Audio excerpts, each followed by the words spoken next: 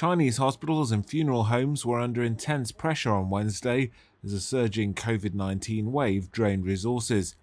The scale of the outbreak and doubts over official data prompted some countries to consider new travel rules on Chinese visitors.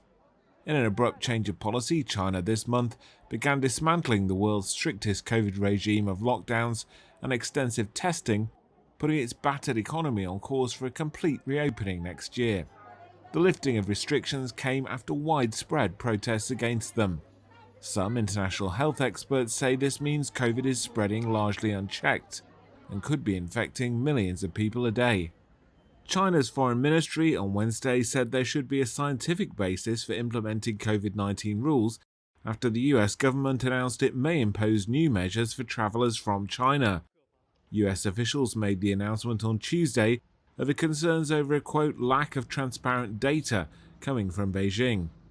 Japan has said that from December 31st it will require a negative COVID test upon arrival for travelers from mainland China, while Taiwan will test arrivals from China from January 1st.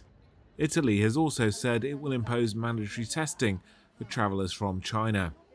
In a major step towards freer travel, China will stop requiring inbound travelers to go into quarantine from January 8th, authorities said this week. The global financial hub of Hong Kong also said on Wednesday it would scrap most of its last remaining COVID restrictions.